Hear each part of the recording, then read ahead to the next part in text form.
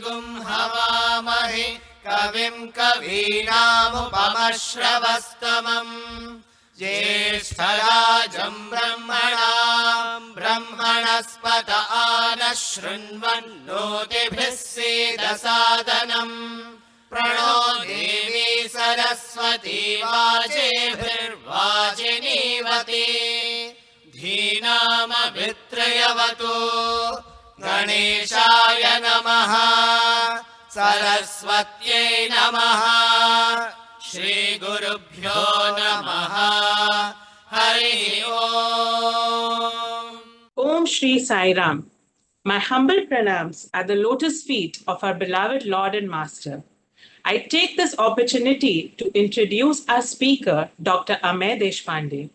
I am sure many of us have been deeply moved by his inspiring YouTube videos where he beautifully shares his profound experiences with Swami, radiating love and gratitude. Brother Amey hails from Maharashtra and is an alumni of the Sri Sathya Sai Primary School. He acquired his bachelor's degree in commerce from Bangalore University in 2000 and pursued chartered accountancy from 2000 to 2003. During this time, he gained valuable experience working at Hewlett Packard's Financial Services Center at Bangalore. He was a member of the Bangalore Sevadal and Vrindavan Bhajan group from 1999 to 2003. He then enrolled for his MBA Finance at the Sri Sathya Sai Institute of Higher Learning in 2003. Thereafter, at Bhagwan's behest, he registered for his MPhil in 2006 and was awarded a gold medal for distinction in MPhil in the year 2007. He completed his doctoral studies in the area of corporate strategy from the Department of Management and Commerce, Prashanthi Nilayam. Brother Amey has been a part of the Prashanthi Bhajan group since the time he joined the Sri Sathya Sai Institute of Higher Learning for his MBA degree. Our esteemed speaker has a versatile personality and his interests lie in playing the tabla, dholak, and percussion instruments. He has also sung and played the percussion in the Bhavanjali and Nada Brahman series of Sai Bhajans. Brother Amey has been blessed with numerous opportunities to sing, act, and speak in the divine presence. For several years, he has contributed immensely to the artistic and spiritual expressions of students by directing their dramas. Currently, he serves as a resident fellow in the newly formed Sri Sathya Sai Center for Human Values. The center has been established under the auspices of Sri Sathya Sai Central Trust and has been mandated to conduct research and training in the field of human values. We welcome you, brother, and we are looking forward to a great learning. Thank you. Jai Sai Ram. Oh.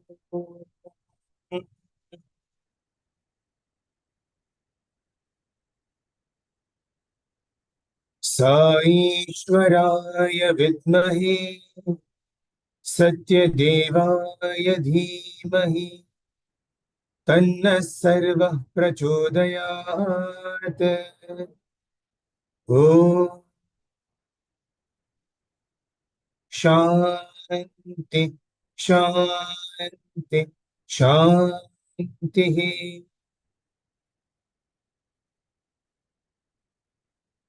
Offering our loving pranams at the divine lotus feet of our beloved Swami. Dear brothers and sisters, a loving Sai Ram to all of you, and welcome to this session on Dhyana, which will be based largely on Dhyana Vahini. Thank you so much, sister, for your introduction. Very, very generous words. So to begin with, I wanted to first of all ask you, how are you feeling with this National Leadership Program? आपको कैसा महसूस हो रहा है? Are you all enjoying it? You know, it's been, I think, a month since it has started, if I'm not wrong. And so, yeah, thank you so much. बहुत अच्छा, excellent. I'm getting all your fantastic. बहुत बहुत अच्छे. Yes. Wonderful.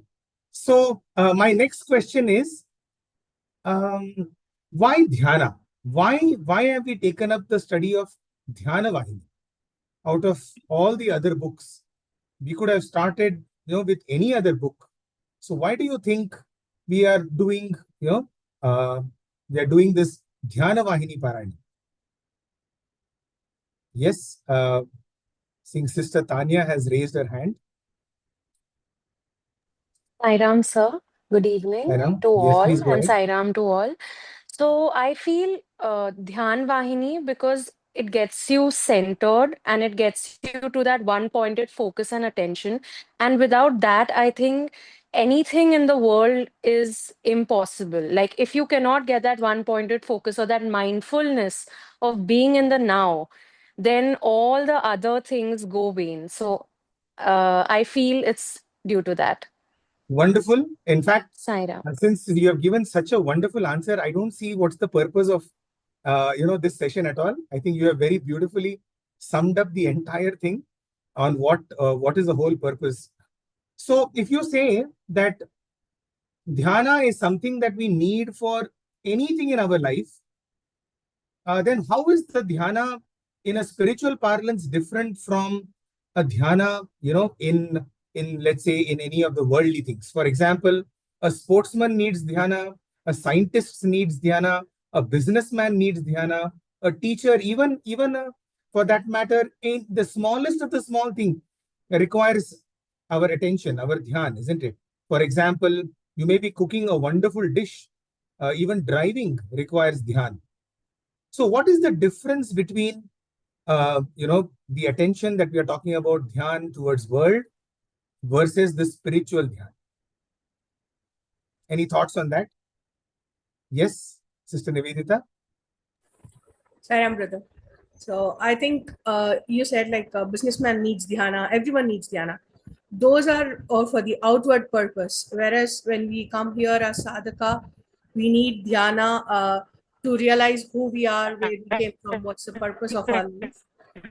So that can be the difference, I think, sir. Wonderful. So once again, bingo.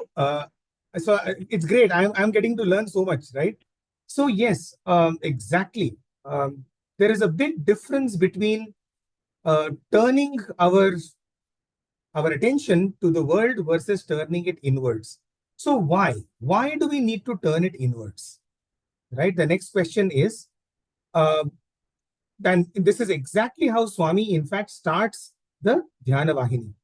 So, even before we begin the quick summary of Dhyana Vahini, let me tell you a story which is very close to my heart. I have narrated it hundreds of times, and I'm never tired repeating it. So this happened many years ago. This was the time when bhajans in Prashanti Nilayam used to happen inside the bhajan hall. For those of you who have visited Prashanti Nilayam, आप जानते होंगे, आपने भजन hall देखा होगा. You must have seen the bhajan hall. So after you finish the samadhi darshan, you go into the bhajan hall, and that is where you have the throne of Swami, you have the beautiful idol of Bhagwan. And so till 2008, right from 1950 up to 2008, that is where bhajans used to happen. Now, for those of you who have seen the bhajan hall, it is a big hall, but it is not very, very big, right? Maximum, maybe, 500 people can sit in the bhajan hall. Now, you can imagine, in the beginning, in the 1950s, maybe 500 people was a big number. But as Bhagwan started reaching all his thousands and thousands of devotees, that bhajan hall became like, we would literally, we were compressed files. All of us became compressed files to sit inside. In fact, we had a joke that we would lose at least 2 or 3 kgs just attending one bhajan session, because you will be crushed from all the sides, okay, just to sit in the bhajan hall. Because everybody wants to go into the bhajan hall, because Swami will come there to, for bhajans. So, obviously, you can imagine when everybody wants to go, demand and supply, there is very less supply, there is a lot of demand. So there will be a lot of fighting, right? So we all used to fight, who is going to go in. Okay, I put my mat over here first. That fellow will say, sir, I sneezed over here first. Other fellow will say, sir, I yawned here first, so on and so forth. So all of those things, basically any way to get in. Now, there was one professor who simply decided that I am not going to get into this, into this fight. Roj ka jhagda nahi karna hai.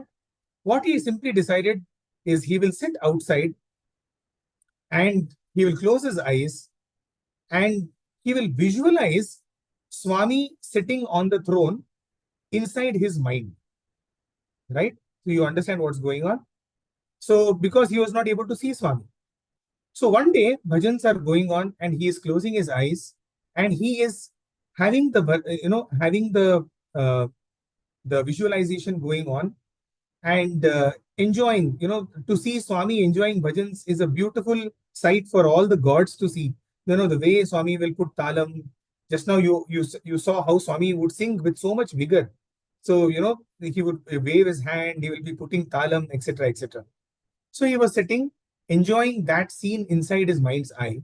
Now, what he did not realize is that Swami actually had got up and come outside and Swami was standing opposite to him. So imagine he's closing his eyes. He does not know that Swami is outside. He's closing his eyes. He's enjoying Swami.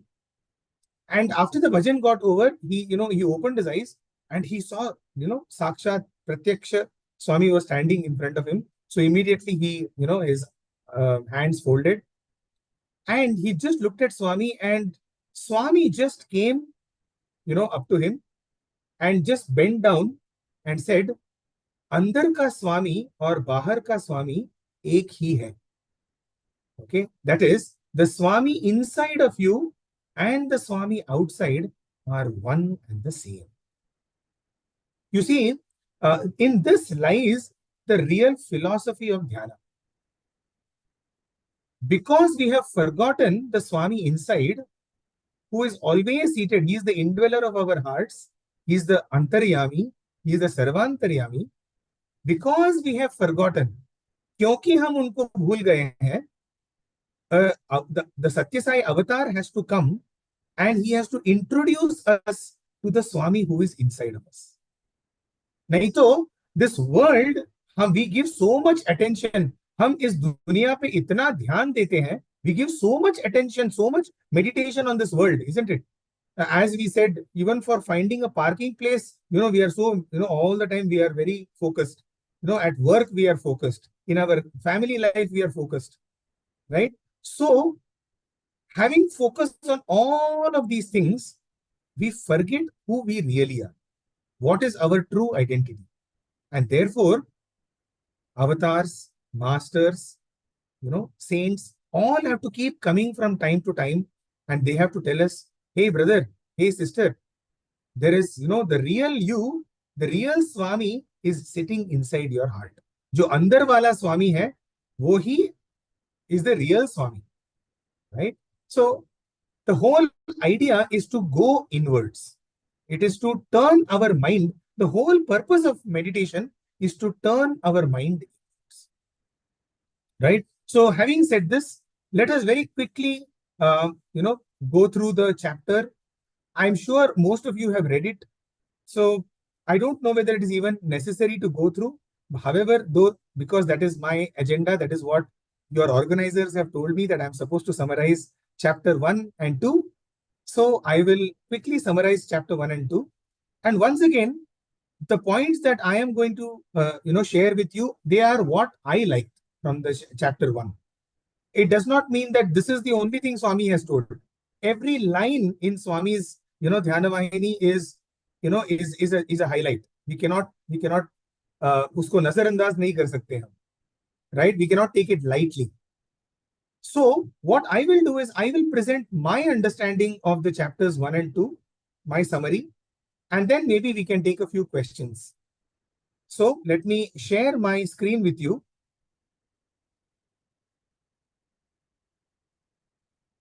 Are you able to see my screen? Yeah. Yes, brother. Okay. So first of all, we should know Dhyana Vahini. What is the difference between Vahinis and Sathya Sai speaks? Vahinis are the written word of Swami. Swami ने खुद लिखा है Okay, and I will show you the pages of Dhyana Vahini originally written by Swami.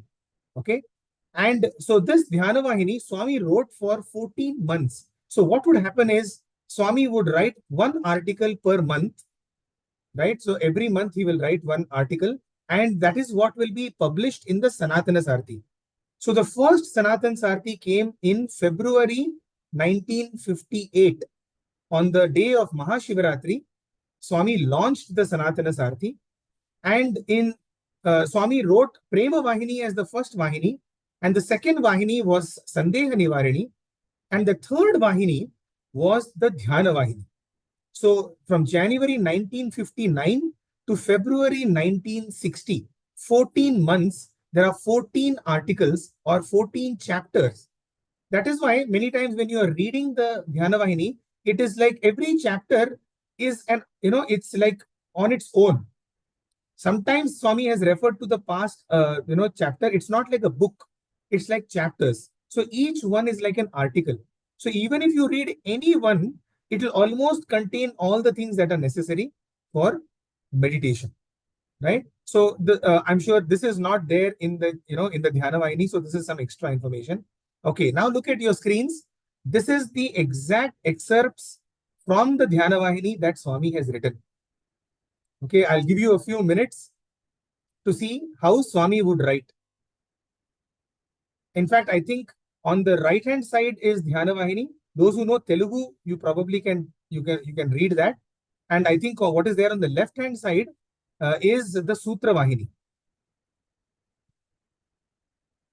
So as you can see how beautifully Swami would write, right? Swami's handwriting is so wonderful, and just like all of us, he will leave a margin, right?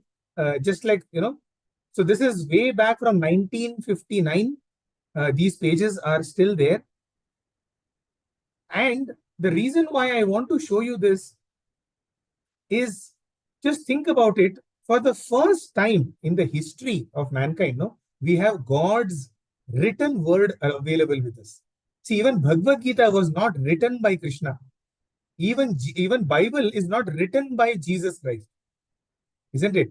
So even the Gurubani is not written by Guru Nanak, right? It is only like whether it is Ramayana or Mahabharata or Bhagavad Gita, everything was only heard. But for the first time, God has written down what he feels, right?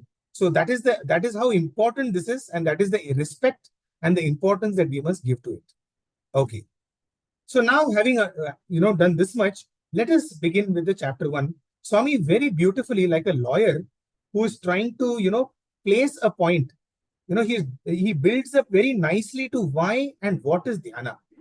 He says basically there are only two types of action or two types of karma that we do in our life. All the actions that we do, सुबह जब से हम उठते हैं रात सोने तक, right? From early morning to night. Okay, we are constantly, all the actions can be categorized into two broad categories. One are called Vishaya karmas and the other are called Shreyo karmas. What is the difference between the two? Very, very simple. Vishaya karmas, they bind us, right? Whereas Shreyo karmas, they liberate us.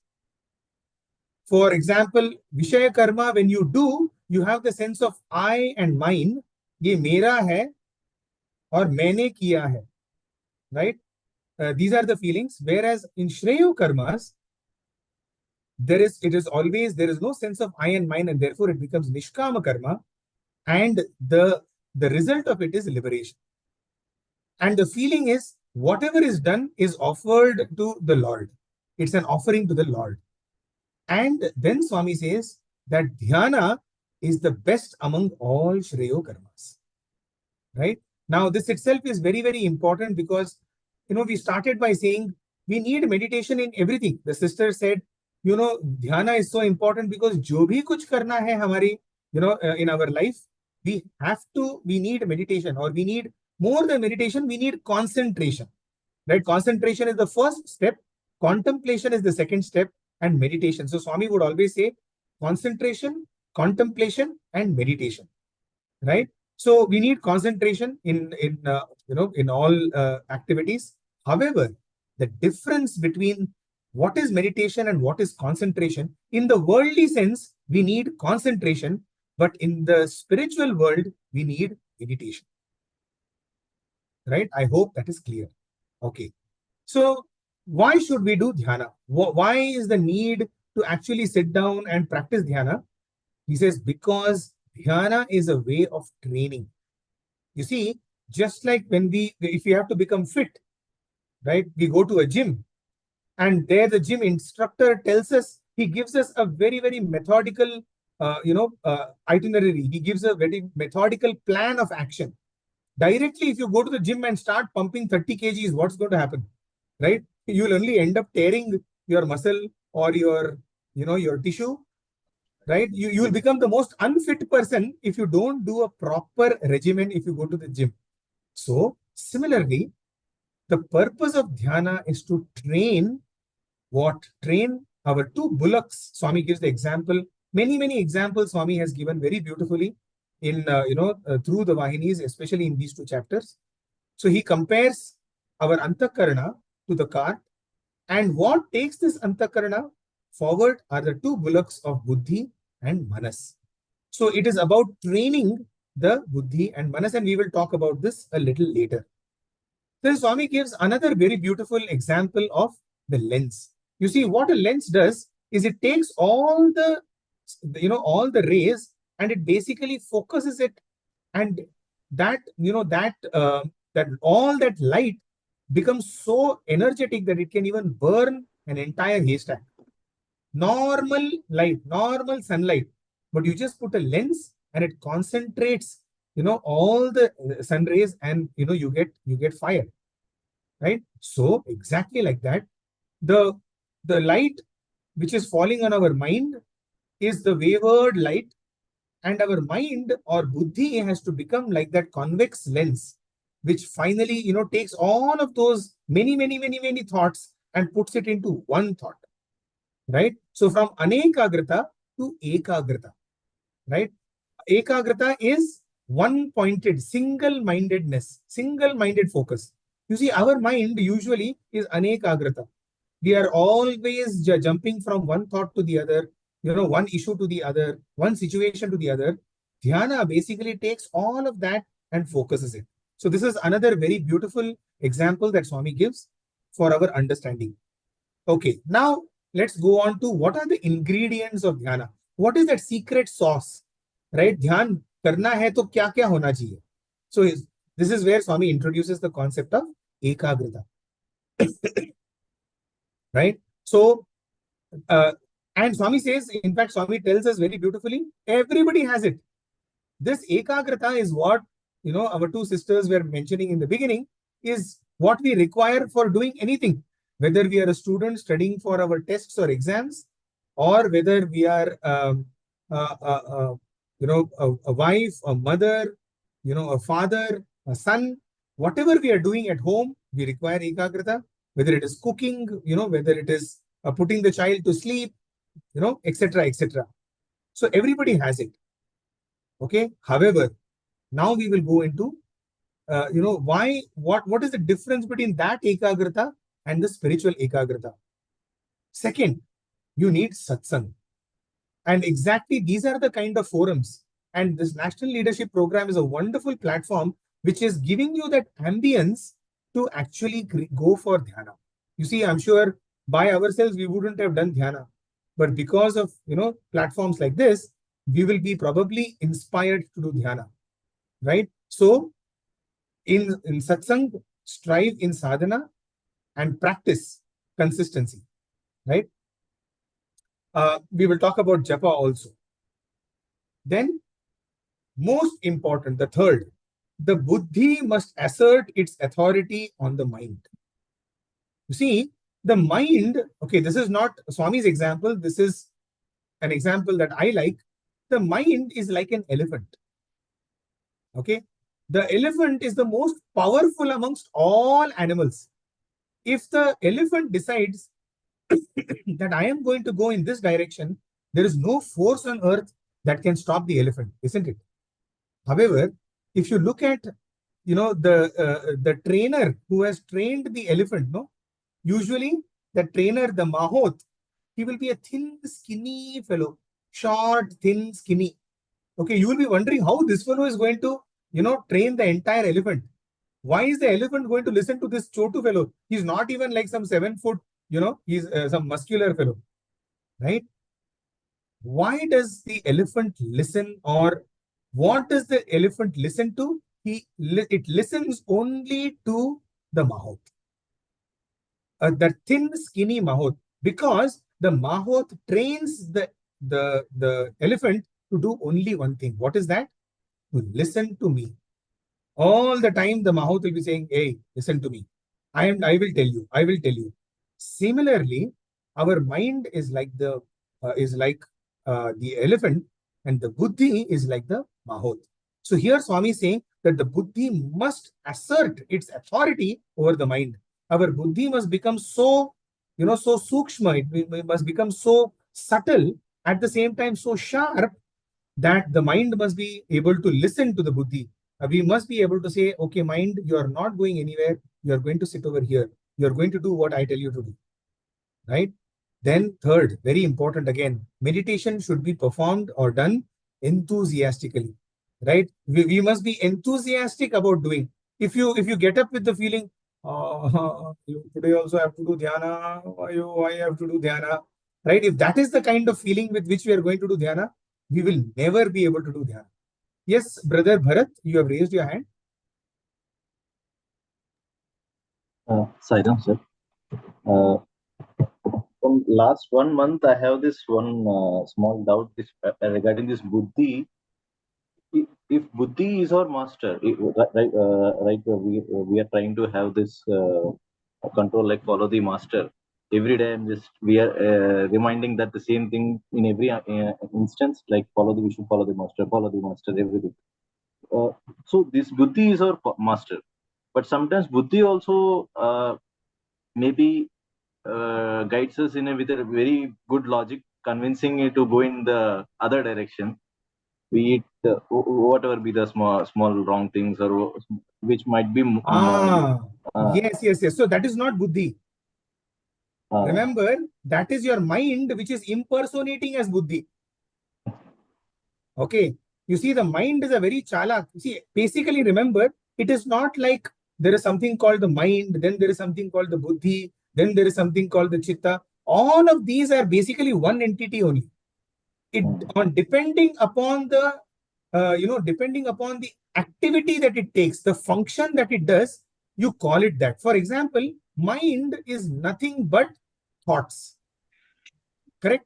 Mind is nothing but thoughts. That is why it is in fact said, manas is sankalpa vikalpa. Right? So sankalpas and vikalpas, thoughts and counter thoughts. Sankalpa refers to a thought, vikalpa refers to a counter thought. Okay? That is, for example, now I am listening to you, right? So there is brother Bharat, then there are other sisters, etc., etc. All of these are just thoughts. Okay? Now, there is the mind then takes a decision. Okay, now let me speak to all of you. So there is a decision that is being taken. That decision-making faculty of the mind is called buddhi. Okay, now from where am I going to speak? I'm speaking in English. I'm speaking from the book that I have read, right? Which means I'm taking something from the memory, and then I am now telling you that memory function of the mind is called chitta. Right? And all of these so that is the thoughts, the decisions, and the memories. Okay, all of these are being appropriated to myself. Okay, that is, I am doing this. That is, Amey Deshpande is talking to you. Right? That concept of appropriating, that I-ness which actually appropriate, that is ahankara. So when we say antakarana is manas, buddhi, chitta, ahankara, is basically the functions of the mind. You see, so therefore now, the mind will sometimes impersonate as the buddhi. Sometimes it will impersonate as the conscience. Okay. Now, how to distinguish between the mind and the conscience, or the mind and the buddhi? That is the question that you are basically asking. How do I know which is the voice of the buddhi, which is the voice of the mind? Okay, though this is not there in this particular chapter, I'll just quickly give you the answer to that. There are 4 ways by which you know what is the voice of the mind and how you can distinguish it. Number 1, the voice of the buddhi will always be selfless. The voice of the mind will always be selfish. That is, it will tell, no problem, you do this. This will be very useful to you. You know, you are the center of everything. That is what the mind will do. The conscience will always be selfless, number 1. Number 2, the voice of the mind will be short term, whereas the voice of the buddhi will always be long term. It will always be short term versus long term. Right? For example, the mind will tell, now you sleep, yeah, it's okay. You know, but your buddhi will be telling, look, in the long run, this is not going to be good. Okay? You have to, you have to think about the long run. But what your mind will say, it's okay, now you sleep. Tomorrow we will see what needs to be done. No? So it will be always short term versus long term. Number 3, the voice of the buddhi will result, when you listen to the voice of the buddhi, it will result in peace of mind. Okay, your mind will be peaceful because you know you have done the right thing. Whereas when you listen to the voice of the mind, usually there will be conflict. So peace versus conflict. You know, for example, there will be something from inside which will tell you, hey, you should not have done this. You know, there'll be always that somebody from inside which will be telling you. So you see, at the end of the day, you will have a conflict in your mind and not peace. Right? So a short term versus long term, selfless versus selfish, peace versus conflict, and the voice of the mind will be multiple. It will give you multiple options. You know, for example, you know you have to study now, or you know you have to work now. The mind will say, it's okay, take a break, sleep now, or you can, watch something else, just go to WhatsApp, go to Facebook. For sometimes, be with you. It will give you so many options. Whereas the voice of the buddhi, will always be only one. Hey, you have to study, or you have to do work. It will be constantly telling. It won't give reasons. Right? So, you will know more and more through practice by simulating a lot of exercises. You will know, look, I know that I am supposed to do this now. Okay. In spite of that, many times, we slip. That is our nature. And that is why Dhyana basically helps to bring back. Right? It may slip. Swami, in fact, I'll show you in the very next. In fact, let me go here. See, physical requirements. Go to that, I won't talk about this because you have already read this. But look at this. Swami says, no mental wanderings. Okay. Okay. No thought of past events. No trace of anger. And then Swami says, even if they intrude, what should you do? Let them pass. Right? So, for example, what you need to do is when we are sitting, let's say for meditation, so many thoughts will be coming. Okay. What happens, our tendency is we tend to go behind the thought. No? For example, you will be thinking about, today I have to go to office. Okay. Now tomorrow tomorrow is Sunday. I can sleep. Then I have to do this work.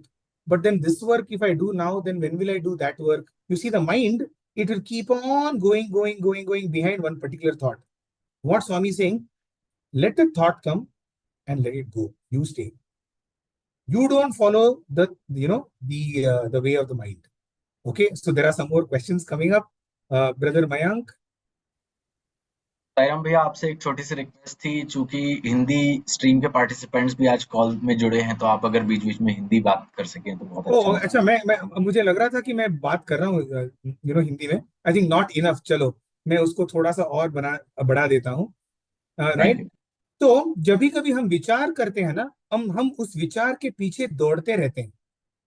स्वामी क्या बोल रहे हैं कि जब वो विचार आएगा ना, बस वहीं पे पॉज बटन लगा दें। अभी मतलब बोलने के लिए बहुत आसान है, लेकिन आप ट्राई कीजिए। कल सुबह जब भी कभी आप बैठेंगे ना ध्यान के लिए, गौर से देखिए, जो just be focused.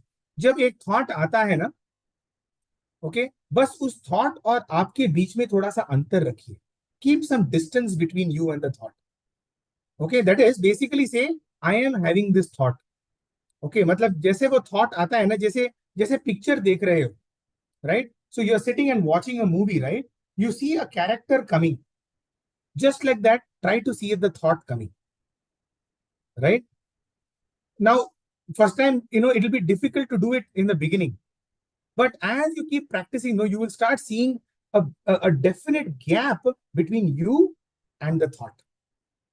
Right? So then what will happen is that thought will come and it will go. Okay, then another thought will come. What you have to do is try to be the witness of that thought. Okay, Sister Harshita. Sairam brother. Sairam. Bhaiya, my question may sound very, very silly, but There are I'm no sorry. silly questions. There are no silly questions at all. I'm very beginner in this journey. So I'll take a real life example. What happens? First of all, throughout our life, we have been brought up. दिल की सुनो, दिमाग की सुनो, मनस और बुद्धि तो अभी समझ आया कि दिल और दिमाग नहीं होता, मनस और बुद्धि होता है, माइंड एंड बुद्धि. नो सो मुझे बस आपको थोड़ा सा मुझे पॉज करने दो आपको. जो दिल है ना, वो ही हमारी बुद्धि है, बस अच्छा, उसका दिल नाम बुद्धि अलग है. है. यस. वो थ्योरी पूरा चेंज हो रहा है. नहीं, थियरी के बारे में आप ज्यादा सोचो मत, क्योंकि अलग अलग अलग अलग schools of thought will give अलग अलग नाम उसको, उसी चीज को अलग अलग नाम. जो स्वामी बोलते हैं, जैसे कि हमारा जो आध्यात्मिक दिल है, our spiritual heart is only the buddhi, that is the seat of buddhi. Okay. Right? Okay, so now you can continue. So जो हमारा दिल है अपने का, वो इधर माइंड है, right? This is what you said. No. Okay, so एक तो हमारा दिमाग है और एक हमारा दिल है. राइट? दिमाग is a bunch of all thoughts. जितने सारे विचार हैं वो सब दिमाग में आते हैं. ओके. और जो दिल है, that is the spiritual heart which is filtering all of these. वो हमारे सब जितने सारे विचार हैं उसको फिल्टर करके, राइट, जो हमारे आध्यात्मिक प्रगति के लिए जो अच्छे हैं, बस उसी को एम्पलीफाई करता है. लेकिन हम क्या करते हैं, हम अपने दिमाग से सोचते हैं, हमारे दिल से नहीं सोचते. So dil is the buddhi here. That's right. Okay. So my question is, as you said, how to differentiate between the two? Because when we are in some tricky situation, we get two kinds of thought. अभी उसमें से पता नहीं होता डिमॉन्स कौन सा है और स्पिरिचुअल हार्ट कौन सा है. आपने कहा कि जो स्पिरिचुअल हार्ट है, बुद्धि है, वो हमेशा लॉन्ग टर्म का और सेल्फलेस होगा, राइट? और जो माइंड है वो शॉर्ट टर्म और सेल्फिश होगा. Now I'll take a real life example. Suppose we are working in office and we are being harassed, problem हो रही है. एक तरफ एक आवाज कह रही है, I don't know which one is बुद्धि and which one is mind. एक आवाज कह रही है, what is happening with me? I should quit. I should not work here.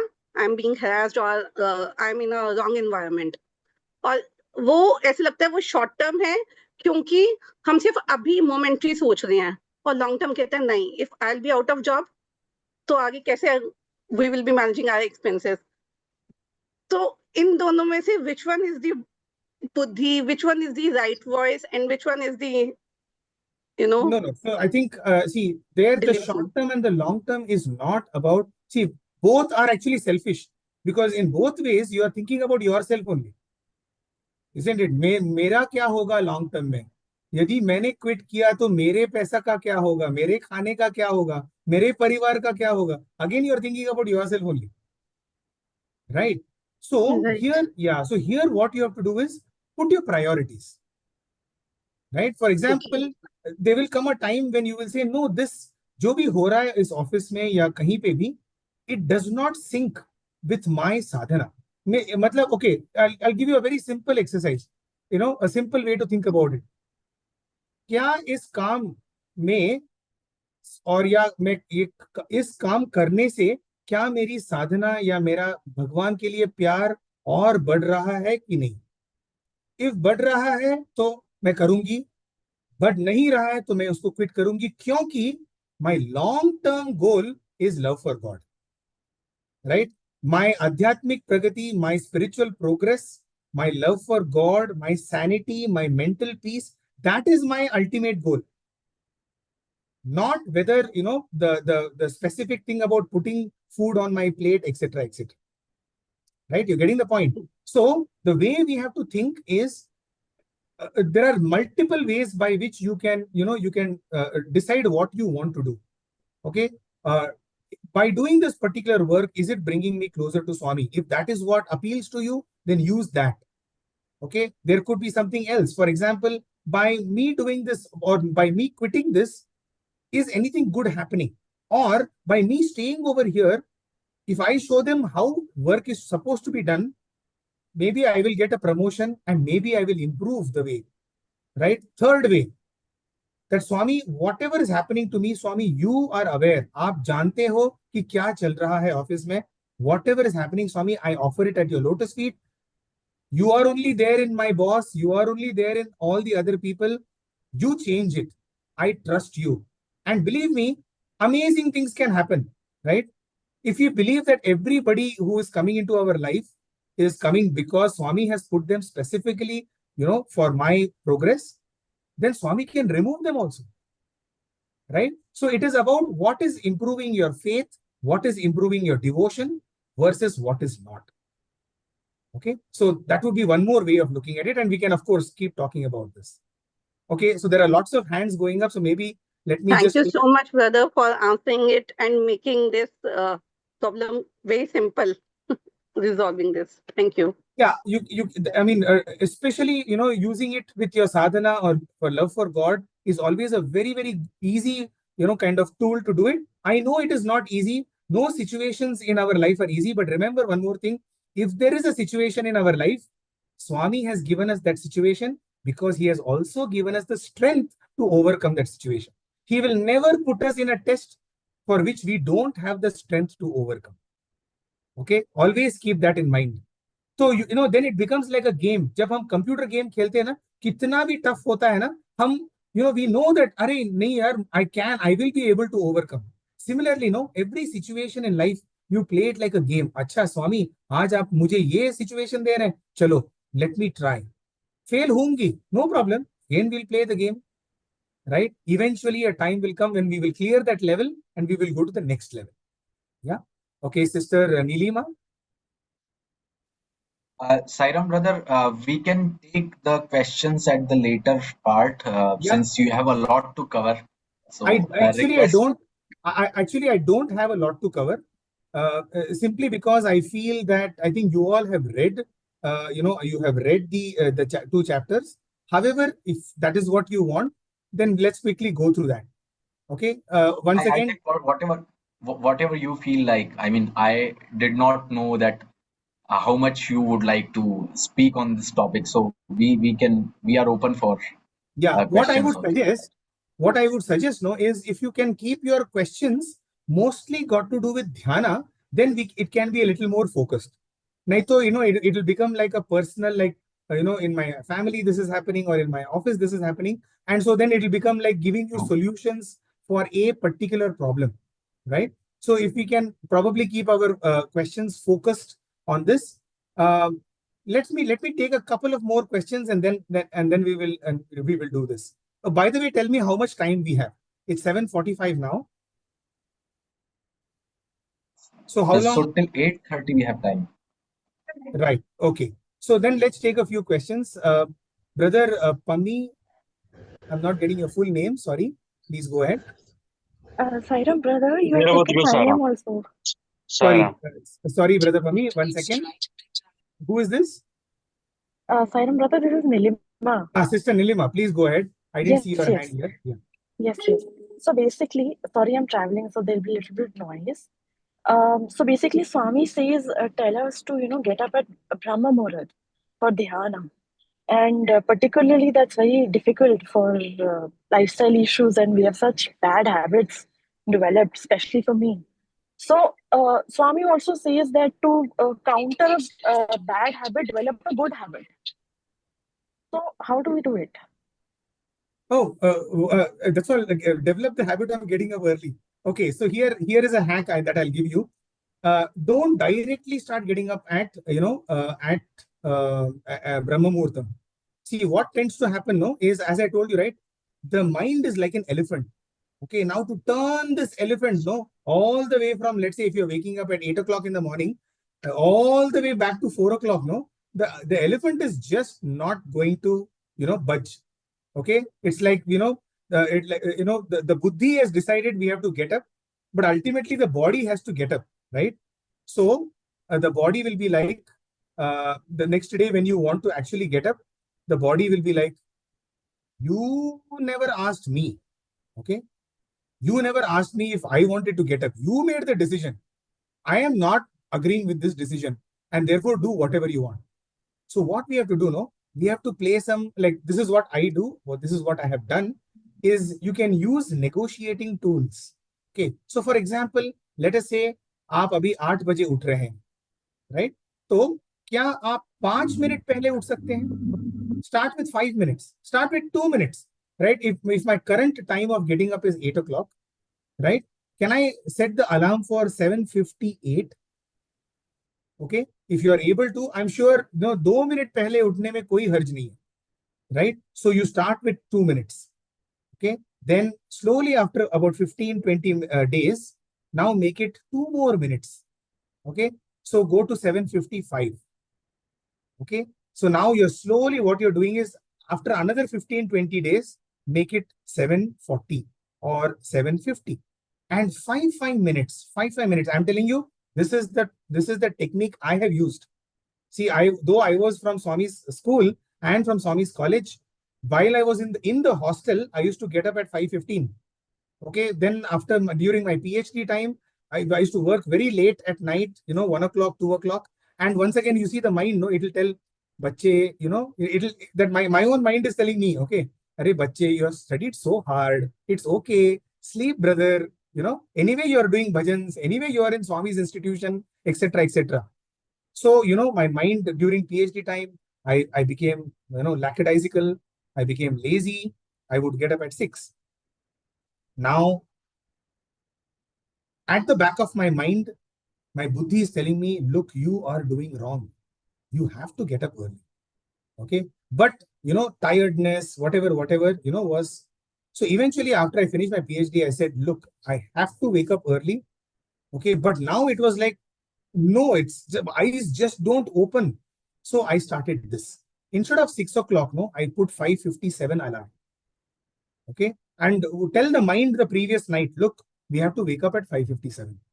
3 minutes se kuch nahi hone wala, right? Nothing, no big, you're not going to be extremely tired just because of 3 minutes.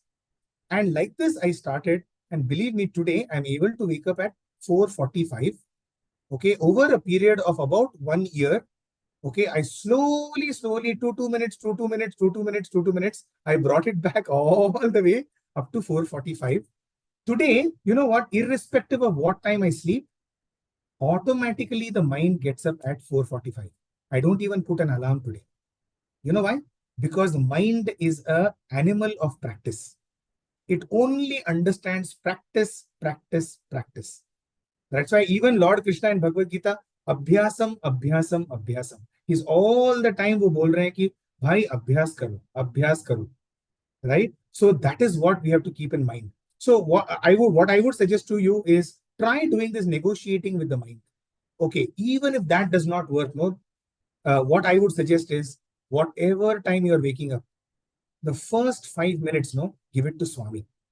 What tends to happen?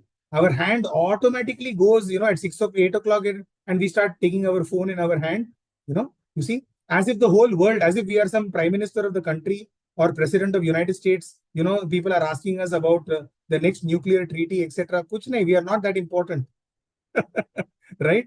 Let us give ourselves and our Swami the first 5 minutes, of our day. Automatically, that act of giving Swami, what Swami will do? He will bless us. His grace will fall upon us. Okay, and slowly but surely we will be coming back on track. So that's what I would like to say. Okay, brother Pami, please go ahead. Saram, thank you, Saram. And I just want to ask one question, Saram, because we know that Dhyanam is for it is a way to meet our Lord Sai Ram. It is one of the way to meet our Sai Ram. But there are many other ways like bhajan or hearing our satsang and many other ways. What is the importance of Jnana Sai Ram? Okay, very good question. Beautiful question. You see, in all other ways, no. First of all, remember one thing: bhajans is not different from dhyana. Okay, bhajans is not different because Swami constantly through the Dhyana Vahini, including the first two chapters, he says the best question or the best way to do dhyanam is japa, and japa is only namasmarana, and namasmarana is only bhajans. Okay, Sure. so there is no difference between japa. In fact, Swami's way of dhyana is japa sahita dhyana. Okay, he is not asking us to meditate upon nothingness. He is asking us to meditate that ekagrata, that one-pointedness must be but on one name and one form. Okay, unfortunately, what happens? Bhajan sometimes can be distracting. Okay, where the bhajan problem is, no, is I now want X person to sing the bhajan, then only I can get good dhyana. Okay, if I hear my favorite bhajan, then I become in dhyana. Or when I'm hearing my favorite singer, then, or my favorite raga, you see, all these things, they are distractors. When we go to the Samiti, somebody will start singing, then we will say, who is that fellow? Right? You see, we are now getting distracted. So even dhyana, see, remember one thing, all the sadhanas, as long as they are exterior to us, like see satsang, you know, if you say that, oh, only when I listen to satsang, I get connection with Swami. Wrong. Only when I go for Samiti Bhajan, I get connection to Swami. Wrong. Then that's not the point of sadhana at all. Because the whole idea of sadhana is to go inward. Isn't it? Meditation is to go inward, which means I must depend upon myself. Now, if the way I am going to prepare my mind, if it is just by chanting, Om Shri Sai Ram, Om Shri Sai Ram, or any other like Shri Ram, Jai Ram, Jai Jai Ram, Shri Ram, Jai Ram, Jai Jai Ram,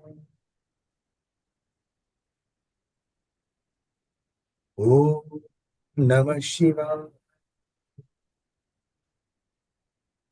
Concentrated focus, right? One name, one form. Whichever is your favorite name, whichever is your favorite deity, take it up. This is only meditation.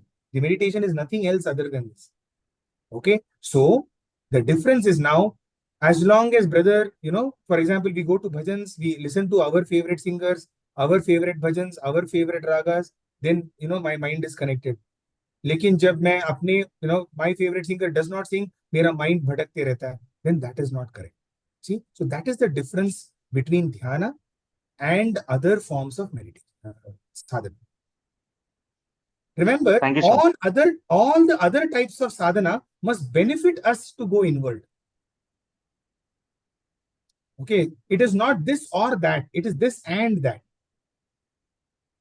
Right? Okay. Brother Ashrit? Sai Ram, am I audible? Yes. Yeah. So you were just explaining the difference between buddhi and the voice of the mind. Practically, it's very useful, but I just wanted to try and get an understanding of situations wherein there was a person, spiritual aspirant, whom Swami told, your mother is, shedding every tear of your mother, it's just all your sadhana is getting wasted. For somebody else, Swami told, you have to finish your studies and then come for seva here. So in these kind of instances, I can go on with other examples also. In these kind of instances, their voice of buddhi was right, correct? They were selfless. They had their long-term plan, and so how do we look at it? No. Remember one thing: when you are with the master, when you are with the guru's word supersedes everything else. Okay. And remember one thing: what Swami has spoken to them is very, very specific to that person in that circumstance. Okay. So because the guru knows exactly our mental makeup better than even us, therefore guru's word supersedes all other words. Okay. But that word remember has been given to that individual in that circumstance. Therefore, it cannot be generalized. Okay. Okay. Yeah. Understood? So my And concern was, that what if we doesn't are mean not that looking around? correct, and doesn't mean that just because they were sitting in Prashanti Nilayam and singing bhajans, it means that they had long-term view. You don't know what was going on in that person's mind. Maybe that person was simply sitting over there because he was getting chances. And when you are close to Swami, people will respect you. You will be getting etc. etc. Right? You see, then again, it's not a spiritual benefit. Okay. Okay. Yeah. Ah. Okay. Thank you so much, Saira. Hi Ram. All right. I think lots and lots of questions are coming. Um, um, I'm tempted to take questions. Yes, brother Mudit, please go ahead.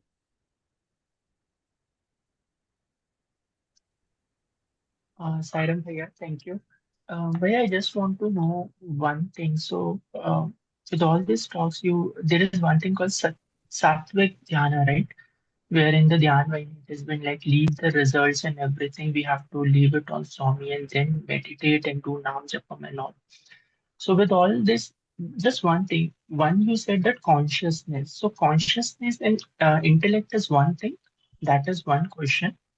Whether the consciousness and intellect It's is not one thing or not. consciousness, it is conscience. Conscience. Yeah. So there are three Is it words. one thing? Swami often refers to three words very quickly, just for, I mean, not that there is too much difference between consciousness and conscience, but I'll tell you. Swami would give the example of a balloon. Okay. The balloon, the shape of the balloon per se is what is conscious. Okay. The air outside the balloon is consciousness. And the air inside the balloon is conscience. Now, if you see, there is actually, if you see in terms of air, the air inside and the air outside are one and the same. However, there is a big difference between the air inside. So while they are the same, they are also different. So consciousness is the basic, building block of the entire universe. So there is consciousness everywhere. There is consciousness in all the living beings, non-living beings, material, atom, everything, that is consciousness. But when that consciousness, it is said, that God sleeps in the rock, he moves in the animal, he sways in the plants, but he is born in man. Okay, so there is the same consciousness that is God is there everywhere, but when it comes in this human form, then it becomes conscience. Okay, so that is the first thing that you had asked. Yes. So one thing is conscience, Bhaiya. So the thing is like while we are being like how as per your realization in the progress of the spiritual practice and all. So like if we are in there, we are attending this sessions and all. So when we attend the sessions or when we are in Parthi, we feel more close to Swami and the not meditation but concentration, like contemplation on the Swami's name and all, it has been easier to do. So when you have been describing as per your, your experience when we have been moving forward in the spiritual this thing, is it your conscience which you have been coming more closer and closer? Because when we have been in a very conflict and all, then we have what we say under kiya ek awaaz, or that we have one voice from internal which is saying do this thing which is right, and one is being mind is saying this is not logical. One is that part which comes at certain time. It is not always we have been very aware of that. One thing is that with the japam and all, when we are in a good atmosphere and all, we have been, it is very easy to put our mind straight into swamis and don't think about anything. So while in the spiritual progress, how you see in these two things. Other thing is, I think, I don't know the exact quote, but Swami once said that mind is also a thief. So, uh, mind is a thief. Thief. Okay. So you have to eventually give up that also in the practice. So we basically start with training mind and putting concentration and all the things. But the true spirituality is when you have to give up that also in a way. So how is that? And third thing is Yeah. like Okay, so Just brother, one. okay, we'll stop with this. Lots of questions are there. So very quickly, look, coming to, when we are with Swami, when we are in Prashanti, when we are hearing a satsang, we are more focused and concentrated.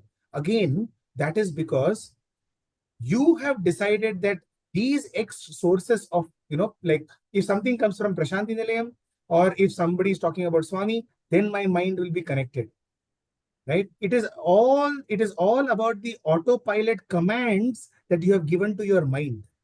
Now you just have to give another command to your mind saying that be constantly connected to Swami. And you see, not just by giving a command, but try to keep, for example, every day, every hour, let's say 10 o'clock, 11 o'clock, 12 o'clock, 1 o'clock, keep one alarm in your phone. Okay, try doing this. And every 1 hour, when it just goes ting, bell comes, just think, Swami, I love you. And go back to work. Okay, just try doing that. That is, just keep an external reminder for yourself. Do that for 10 days. You know what? Slowly you will start realizing that automatically your mind is now going to Swami. Now it will not require some satsang or some, coming to Parthi, etc., etc. It won't require that. Right? So it is all about the command. I told you, it's all about giving the correct prompts to your mind. And don't think that only when you reach in an emergency situation, then only your mind will start, is this the voice of the mind? No, you have to keep training the mind like that. Because in emergency, kuch nahi hone wala. In the middle of emergency, your mind is going to go by what it is being trained generally. But if you have trained the mind, in this particular way, then when the emergency, the moment of crisis comes, it will respond in the way in which you have trained it. Okay. Regarding the mind being the thief, look, the mind is only everything, as Swami says, no? Mana eva manushyanam karanam bandha moksho. It is the mind alone which is the cause of bondage, and it is the mind alone that is going to get liberation. Okay. So from time to time, to explain some concepts, Swami will call the mind different things. Okay. So maybe in some discourse, Swami has referred to it as the thief, right? So, but it is the mind only. There is nothing else. There's only one software. There's only one operating system inside. And that only has to be worked upon. Okay. So don't think that you have to let go of the mind.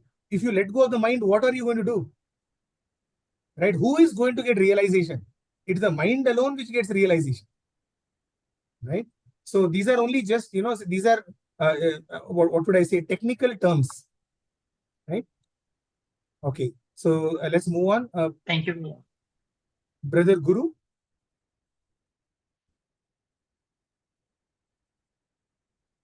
Okay. Brother Pratik.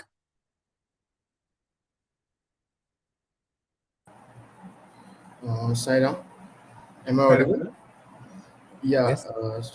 Actually, I had one question that in our daily life or where we are live in society or in family, so sometimes we are asked questions like God is everywhere and why we need to go to temple daily or why we need to dhyana or meditation daily. So we understand the importance, but at that point, we also need to respond to such queries if they are coming from our close ones or some way. So it's difficult to respond appropriately in a convincing way so that they understand. So at No, this that's situation, yeah. So I understand that. First of all, remember that depends on who asks the question. See, if that person is your well-wisher, no, then try to answer it. But if that person has got nothing to do with you, he's simply taking you for a ride, don't waste your energy in answering that. If that person who is your real well-wisher, who really wants your benefit, no, then only make even the attempt to answer. And in fact, those people know they will be very happy if you are going to meditate, because you yeah, know what, that is going to make their own life better, correct, right? Whether it's your parents, whether it's your spouse, whether it's your siblings, or whether it's your children. Okay. yeah, Because meditation is only going to help improve the overall thing. Okay. Now, why temple? Specifically, why temple? It is like saying the internet is there everywhere. Where is their place? There is no internet, but you need a modem, no? Okay, and only when you connect to that Wi-Fi, then only you can, your phone may be having 5G, it may be having 6G also. But if it is not connected to a particular modem, internet bhi hai, phone bhi hai, everything is there, but you are not getting internet. Okay? So you need a particular place which becomes the focus, or becomes the the channel or a gateway from which you can get it. So temples and our own altars, right, and our own meditation are all of those things. For example, in look at the way our phone works, right?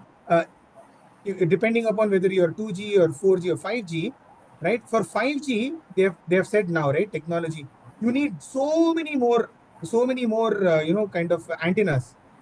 Okay, because though 5G is extremely fast, 5G is also extremely poor. It's very weak signal, right? So you have to be constantly close to that particular pole. Even one wall will come inside. No, it will stop off your 5G. But we all want 5G, right? We want 5G in our phones so that, we get fast internet. Same thing. Be close to that pole. So being close to a temple, being close to satsang, being close to our sadhana is basically helping our own better connection. So internet is there everywhere. God is there everywhere. Right? Yeah, thank you, sir. Right. Okay, Brother Anand.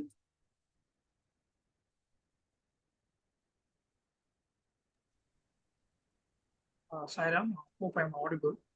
Yes. Sairam, while talking about meditation, you said multiple thoughts would come up. So witness the thoughts. I think I've read this similar thing in many texts, but I'm unable to. So what happens is when I sit on meditation, I'm just chanting Swami's name. Suddenly one thought comes up, or multiple thought comes up. And a chain reaction based on that thought, next thought will come up. So my concentration is getting deviated. My brain is becoming a scattered brain. So I'm getting stuck up in that whirlpool of thoughts. To come out of it, it takes almost 3 minutes or 4 minutes. Before that, we exhaust our mental energy to do the meditation. So we get demoralized to meditation. One thing. So how to witness the thought, how to disassociate ourselves from the thought. That is one question. Second thing, Actually, stop. Yeah, stop there. Yeah. Let's address this first question itself.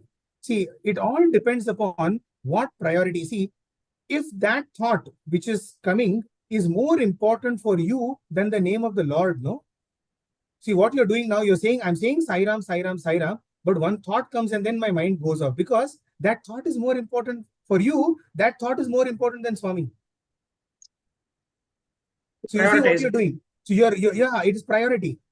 Okay, so then there's no point blaming yourself that, hey, why did my mind go there? Yeah, because that was important for you. Because but I didn't choose that importance, but somehow something in me makes me to choose that man, so that is important. But I didn't so choose first it. of all, don't beat up yourself over it. Okay, if it's taking 2 minutes, let it take 2 minutes, but come back.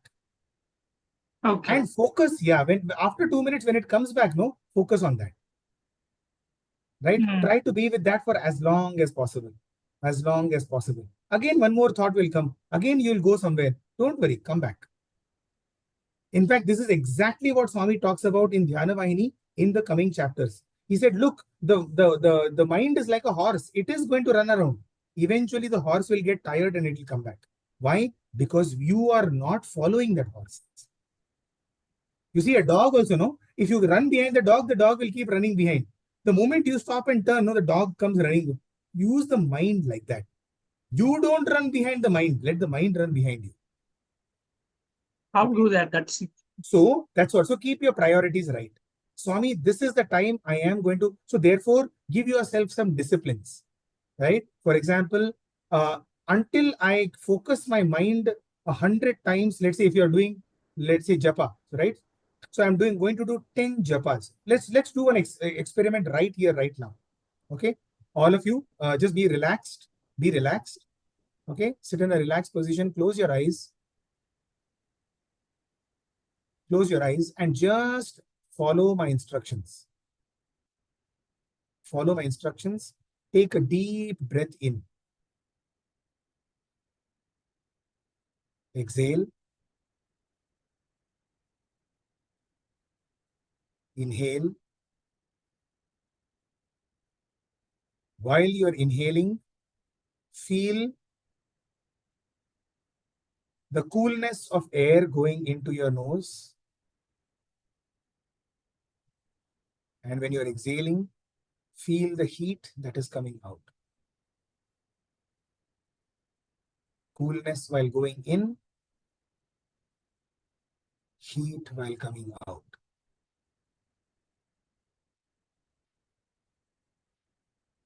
Breathe in, breathe out. Now, we will just say Sai Ram. And when we say Sai Ram, bring in front of your mind's eye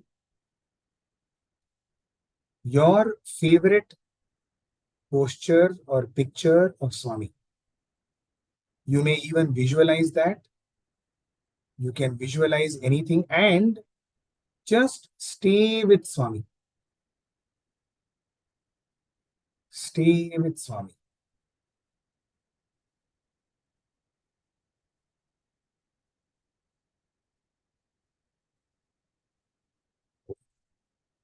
Shri Sai Ram.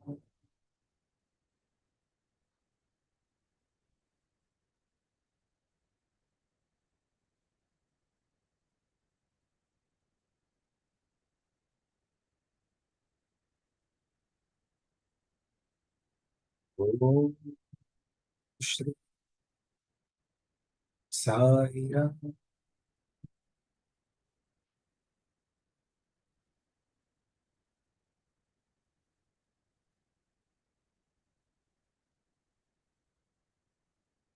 Stay with that form.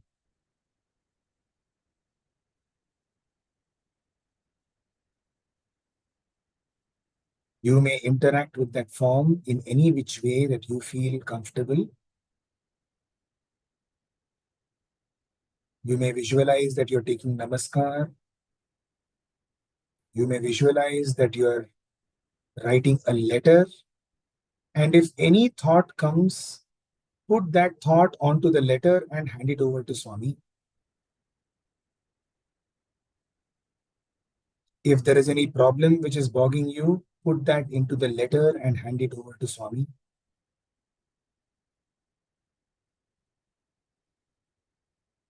If there is any achievement that you have had, put that into the letter and give it to Swami.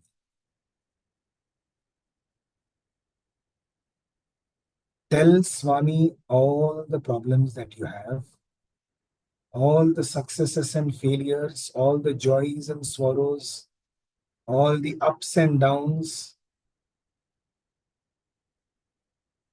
Put it into a letter and hand it over to Swami.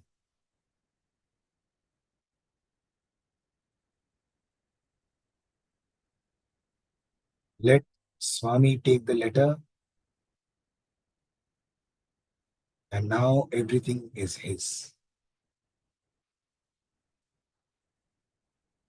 Now I need not worry because I have handed it over to him.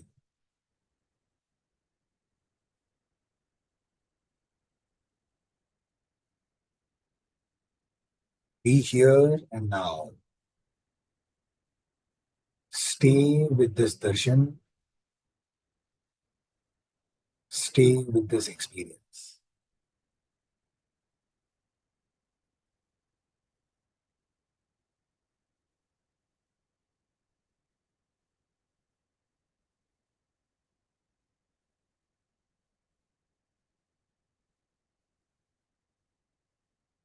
Okay, gently open your eyes now. Did you have any other thoughts? Whatever thoughts you had, were the velocity of your thoughts lower? You may have had thoughts, but the velocity of your thoughts were not as many. Correct? So see, we just did a small exercise, right? And we were able to train the mind. Why? Because right now you are giving priority to this satsang. Similarly, give priority to your sadhana. Tell yourself, this is my Swami time. I'm not going to allow any other thoughts to come. Right? Even if they come, let them come and let them go. They are like unwanted guests. They will come, they will sit for some time, they will go off. Right? Keep on trying this over a period of time. They will, slowly, they will start reducing. The unwanted guests also will come to know, Are yaar, in this house, I am not welcome. Right? Slowly, they will start reducing. Right? Okay. Sister Tanya.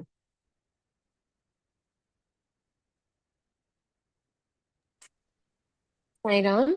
So, brother, you said that when you concentrate on one form, right?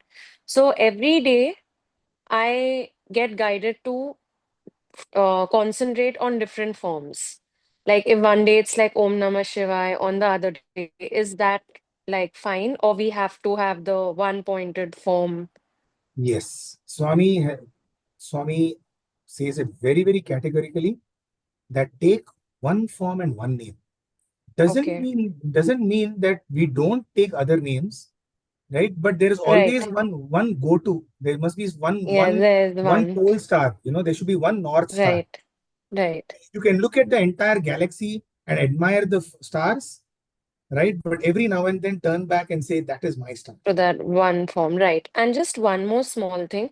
And then there are days that, like, it's not the japa that I'm doing, but it's not any form. I feel like I'm connecting with the white light. Like I feel I'm soaked in light and I'm not doing japa that time. Is that also fine? Yes, Because I feel like I'm soaked from top to bottom in the white light. There's light coming from here. So I don't take the name, but some days I'm just concentrating on the light that I'm connecting to.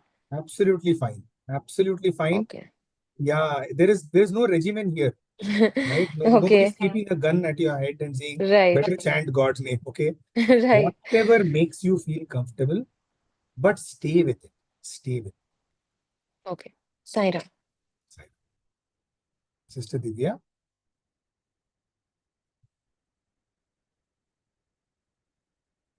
Is it brother or sister? TN25? Yeah. Madam Brother, can you hear me? Yes, I can hear you now. Yeah, Saram, I had similar same question. So every day morning, I have 45 minutes to do sadhana because I have other works to take care post my sadhana. So I'm trying to place a routine here. So as soon as I wake up and I take bath, I light a diya. And then I do 21 times Omkar and then I do Suprabhadam. And I'm trying to do Jyoti meditation here. So is this routine okay or any suggestions that you have as a beginner for us to practice? No, this is the prescribed, the routine. However, no, sister, what I would suggest is don't do it as a routine, Okay. right? You try to go into every sadhana saying, what am I going to, what am I going to experience today? Right? If you go in with the thing that, okay, 21 times I have to do, right? More than doing it 21 times, how many times have you enjoyed every Omkaram? See, remember, in Omkaram is not important. Okay, it is the silence which follows the Omkaram that is more important than the Omkaram. Because even in Mandukya Upanishad, no, Omkaram is nothing but the U, and which stands for our wakeful state, our dream state, and our deep sleep state. Is Jagrat, U is Swapna, and is Sushupti. But we are not the Jagrat or the dream state or the Sushupti. हम क्या हैं? हम तुरिया अवस्था है. And what is Turiya Avastha? It is the silence. It is a silence from which Omkaram is coming. Okay. So,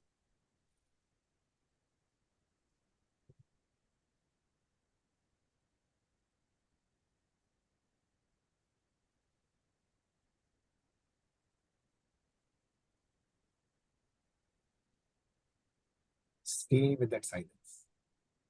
Only when you think that, okay, now my mind is going again here somewhere, some thought is coming, again the next Omkaram comes.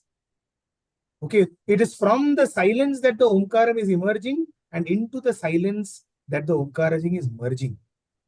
Right? That is why, even in Ati, Swami, you must have heard Swami's discourse during Ati Rudram. What is Lingam? Liyate gamyate iti lingaha. Right? That from which liyate means that into which it merges, and gamyate into which it emerges and it merges. Liyate from where it emerges.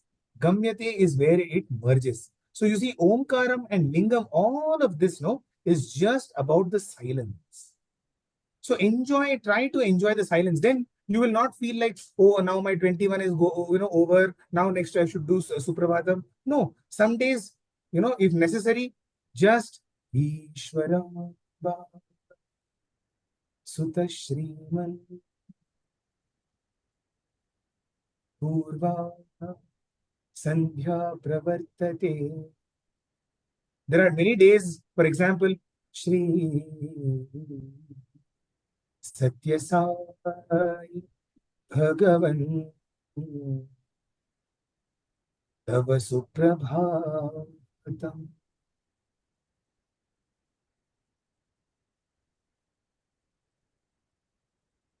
You don't feel like chanting the next verse because just Shri Sathya Sai. You know what is the meaning of Suprabhatam?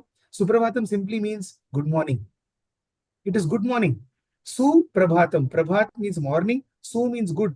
We are just telling, what we are doing in Suprabhatam? We are simply saying, Shri Sathya Sai Bhagavan, to you I am giving good morning. Right?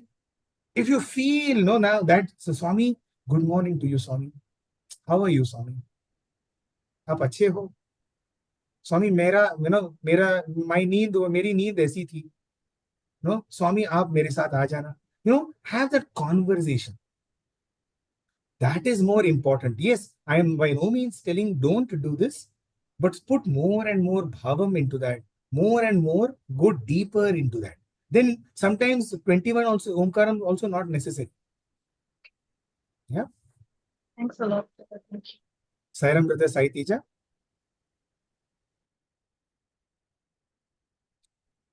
Hello. Yeah, Sairam Amey. Yeah, actually, my doubt, I can say it's not doubt. Yeah, but like due to heavy work and more work pressure, like we lack sleep, like we sleep at late night. And in the morning, it's very difficult to wake up. And due to like for the next day work schedule, like our mind is completely restlessness and diluted. Like, and in the meditation also, due to the lack of the sleep, I'm not feeling energetic or enthusiastic. And my mind is directed to like what work I need to do, what work I need to do. So how can I overcome that? Like how can I focus more to that Okay. and avoid this type of Yes. diluted mind? Yes. So a good question. Once again, simple things. Give yourself your own time before you go to bed. Because it is the quality of thoughts that you are having before you are going to bed, which is going to determine the quality of your sleep. Right? So, for example, one thing is, don't like once you have come back home, whatever time you have come back home, give yourself some free time. Don't again, spend time with family, spend maybe time, chanting something, or all of you put together, just say all of us, hey, let's just talk about Swami, let's listen to some satsang, as a family, etc., etc. And when you sleep, you make yourself extremely relaxed. Okay, relax every part of your body like Shavasana. Try to go to sleep as soon as possible with least number of thoughts. So for that, best I'm telling if you listen to some Swami discourse, or if you listen to some spiritual talk, or some very high level talk, which will make your mind sleep. That mind will be saying, "Are yaar, again this fellow started some Atma Paramatma thing. It'll sleep off." Okay, Right? yeah. And therefore your thoughts before you go to bed will determine what are the thoughts you will have when you wake up in the morning. Okay. Take my word for it. Believe me, you sing one bhajan, okay, keep singing that bhajan before going to bed, in your own mind. You will notice that when next day morning you get up, no, that same bhajan will be going on. Because it is exactly like the sleep concept. When we put our laptop to sleep, or when we put our phones to sleep, when it comes back from sleep, what happens? Everything that is there before it went to sleep, same thing emerges. Yes, exactly. Right? Yeah. So therefore, the quality of your thoughts before you go to bed will determine the next. The second thing I would like to tell you, brother, remember one thing, don't take your work so seriously. Okay? अपना जिंदगी में भगवान के सिवा कुछ दूसरा seriously लेना ही नहीं है. Right? Tension Yes. लेने का, there's a nice dialogue in one movie that I had seen. Tension सिर्फ देने का, लेने का नहीं. Right? Similarly, na, don't give your sadhana, give your relationship with your Swami.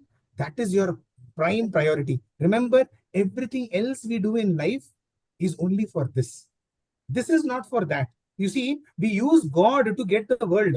अपना problem ये है कि हम लोग God को दुनिया को पाने के लिए इस्तेमाल करते हैं. Okay? Yes, in reverse direction. Yes, वो actually God दुनिया के लिए नहीं है, दुनिया God के लिए है. है कि नहीं? Exactly. If you use God for the world, it is like I am using money for world also. Okay, I am using power for world, and I am using God for world. So God becomes currency then. Right? For us, we have to just shift the focus. The God is not for the world is for God. Right? So whatever I am doing, जो भी tension है, जो भी मेरा काम है, भगवान मैं आपके लिए कर रहा हूँ. ये आपके लिए, आपको प्रदान, आपको समर्पण करने के लिए मैं ये सब कर रहा हूँ. मेरा फैमिली आपके लिए है. राइट? मेरा ऑफिस आपके लिए है. वो जो ट्रैफिक जैम में मैं जाता हूँ वो भी आपके लिए है. इतना पोल्यूशन हो रहा है वो भी आपके लिए है. राइट? सब भगवान को समर्पण करना है बस. You have to just shift that. धीरे धीरे से हो जाएगा. Right? So on that note, maybe we should end. It's now 8:29. It's 8:30. I'm so happy. So many brothers and sisters have raised their hands. But unfortunately, अपना time यहीं पे खत्म हो रहा है. So maybe यहीं पे हम थोड़ा सा उसको we will stop it here. Is that okay? जी भैया साईराम, बस एक हिंदी पार्टिसिपेंट से एक क्वेश्चन है, तो मैं उनसे आग्रह करता हूं कि जल्दी से अपना एक छोटा सा प्रश्न पूछे ताकि आपका उत्तर मिल सके. उसके बाद हम इस सेशन को एंड करेंगे. साईराम ब्रदर, साईराम. मैं ये पूछना चाहता था कि from the last 5 years when I was the student of Indian culture and spirituality from the Vrindavan आश्रम, दैट मैं तब से ही मतलब ध्यान के साथ ये जुड़ा हुआ हूँ. तो धीरे धीरे जब मैं ध्यान से आगे बढ़ता गया, after 7-8 months I saw a spark of light after 10 to 15 minutes during the ध्यान. और वो जो लाइट और स्पार्क मैं देख रहा हूँ उसको मतलब मैं unable to face that light. 15 minute की मैं ऐसा फील कर रहा हूँ कि मैं उस लाइट के सामने, उस तेजा के सामने मैं अपने आप को रख नहीं पा रहा हूँ. एंड दैट टाइम माय ध्यान वाज ब्रोकन. सो ये मैं बहुत दिन से पूछना चाह रहा हूँ कि what was that and what is happening. Okay, तो पहले तो ऐसे बहुत सारे एक्सपीरियंसेस आ सकते हैं, अनुभव आ सकते हैं जिसमें आप कोई लाइट देखें या कोई एक्स काइंड ऑफ लाइट, मतलब पर्पल लाइट या पिंक लाइट या blue light. Right? Don't worry about that. उस पे ध्यान नहीं देना है. ओके? किस पे ध्यान देना है? कौन है जो ये लाइट देख रहा है, और which is this awareness which is experiencing जो भी है. That is more important. That is who you are. ना कि light. See, that may be a specific experience that you are having. That also offer it to Swami. That is not important. उससे भी आगे जाना है. Correct? So you will get, many of you may have these kind of experiences, spiritual experiences. ज्यादा उस पे ध्यान मत दीजिए, क्योंकि उसमें से कभी कभी आपको सिद्धियां भी प्राप्त हो सकती है. आपको सडनली किसी और का मन आप पढ़ सकते हो, या आप कोई पास्ट वाली चीज या फ्यूचर वाली चीज आप देख सकते हो. All these things are distractions. Believe me, even seeing light also is a distraction. Right? Who is the one who is experiencing this light? Right? Stay with that. Stay with that. Now, for example, I am seeing thoughts, you are seeing light, that's all. Yeah, of course, your light is probably a more refined thought, right? My thoughts may be stupid thoughts, okay? But your thoughts may be more refined. However, they are still thoughts, right?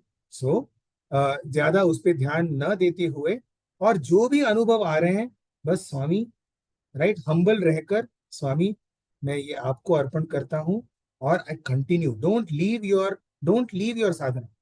साधना छोड़ने से कुछ नहीं होने वाला. आप मतलब face मतलब क्या, आपके साथ भगवान है, राइट? आपको वो लाइट क्या है?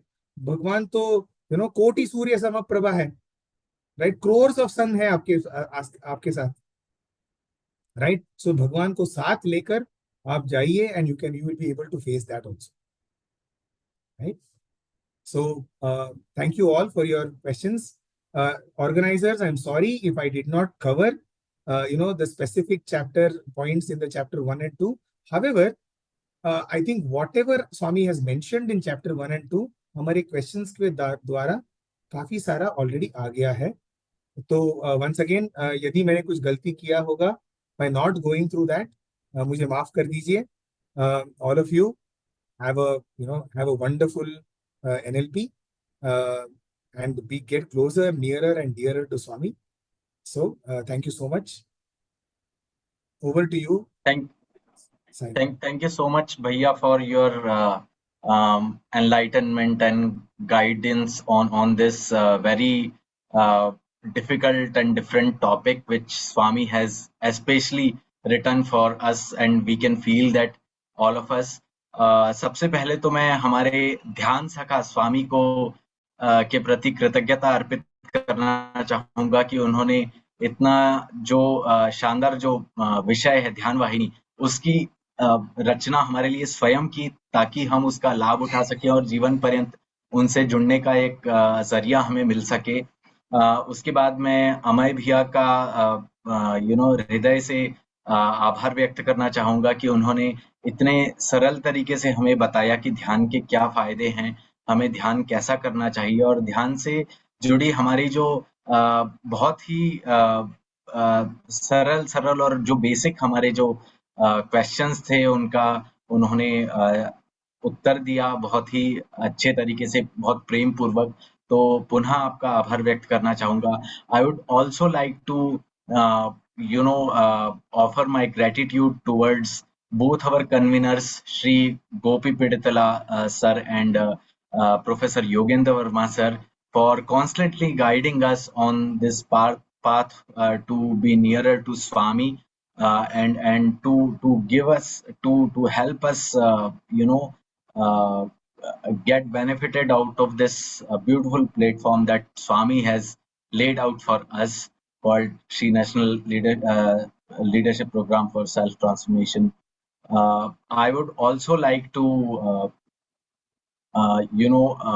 thank each one of you for participating in this Dhyan Vahini session, reacting towards whatever touched your heart, asking questions, exchanging your ideas. I just feel and hope that this journey of togetherness goes on, and let us benefit from each one of us, and the thoughts and insights. Let's keep on sharing with each one of us.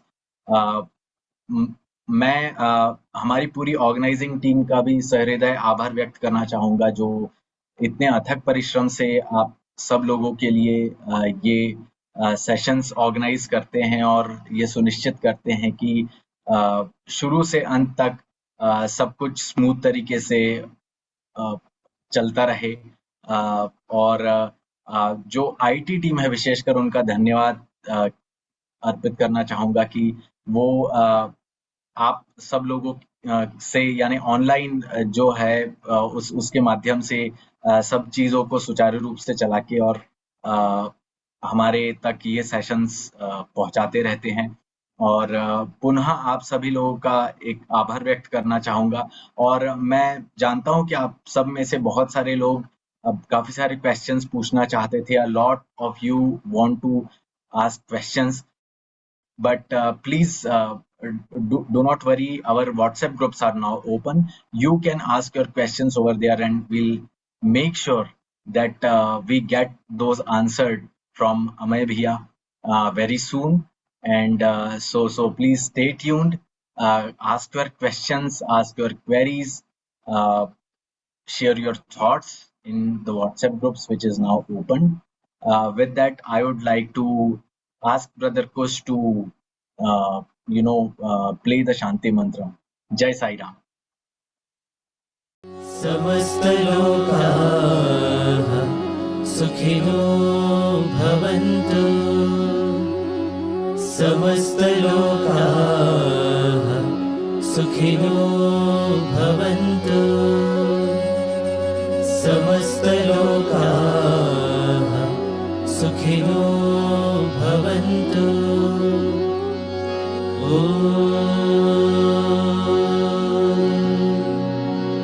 शान्ति शान्ति शान्तिः। जय बोलो भगवान श्री सत्य साई बाबा जी की जय।